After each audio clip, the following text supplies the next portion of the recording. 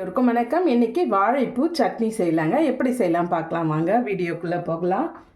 வாழைப்பூவை நடுவில் இருக்க இந்த நரம்பு எடுத்துட்டு நல்லா சுத்தமாக க்ளீன் பண்ணி கழுவி வச்சுருக்காங்க. இப்போ கேஸ் பற்ற வச்சுருவோம்.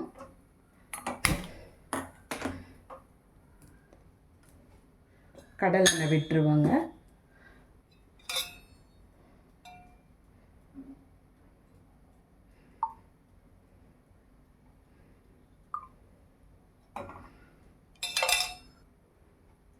இந்த இருக்கு இல்லைங்களா, இந்த நரம்பும் இந்த நாக்கும் எடுத்துகிட்டு க்ளீன் பண்ணி எடுத்துக்க வேண்டியது தாங்க.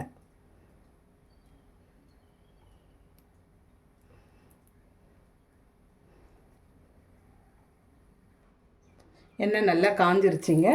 உளுத்தம்பருப்பு சேர்த்துருவோம். கொஞ்சம் கடலைப்பருப்பு 1 ஸ்பூனுங்க. காஞ்ச மிளகாய் சேர்த்துருவோங்க.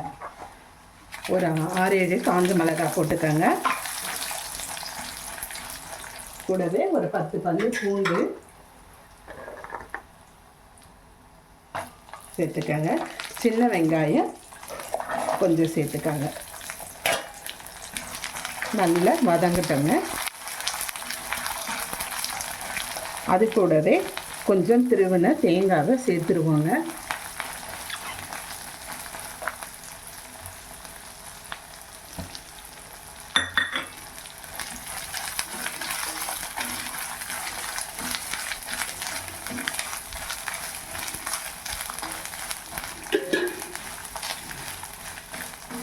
இப்போது தக்காளி கூட சேர்த்துருவாங்க.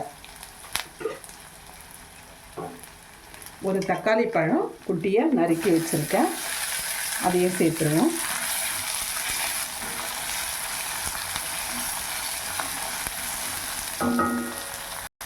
தக்காளி வெங்காயம் எல்லாம் நல்லா வதங்கிருச்சுங்க. இப்போ சுத்தம் பண்ணி வச்சுருக்க வாழைப்பூவை நம்ம சேர்த்து வதக்கி விட்டுருவோங்க.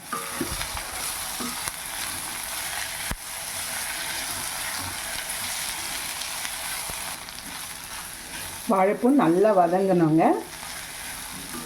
இதுலேயே பாதி நல்லா வெந்துடணும்.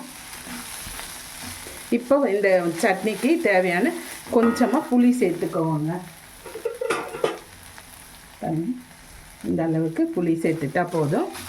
கல் உப்பு சேர்த்து நம்ம அரைச்சி எடுத்துக்கலாங்க. நல்லா வதங்கிருச்சுங்க. இப்போ கேஸ் ஆஃப் பண்ணிடுவோம். ஆற வச்சு நம்ம சட்னி அரைச்சிக்கலாங்க. இப்போ மிக்ஸி ஜாரில் சேர்த்துருவாங்க. இந்த சட்னிக்கு தேவையான கல் உப்பு சேர்த்துருவாங்க. சட்னி நல்லா அரைச்சி எடுத்தாச்சுங்க. இப்போ வேறு பாத்திரத்தில் மாற்றிட்டு தாளிப்பு கொடுத்துடலாங்க.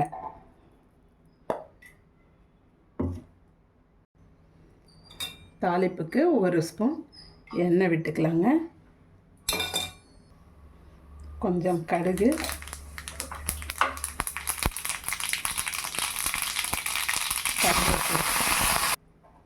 கொஞ்சமாக பெருங்காயத்தூள். அவ்வளோதான், வாழைப்பூ சட்னி ரெடி. நீங்களும் குழந்தைங்களுக்கு இந்த மாதிரி செஞ்சு கொடுங்க. தோசைக்கு இட்லிக்கு எல்லாம் நல்லா இருக்குங்க தொட்டு சாப்பிட. தோசைக்கு தாங்க இந்த சட்னி நான் பண்ணியிருக்கேன். நல்ல டேஸ்ட்டாக இருக்குங்க. உங்களுக்கு இந்த வீடியோ பிடிச்சிருந்தா லைக் பண்ணுங்கள், ஷேர் பண்ணுங்கள், கமெண்ட் பண்ணுங்கள். மறக்காமல் சப்ஸ்கிரைப் பண்ணுங்கள். தேங்க்யூ.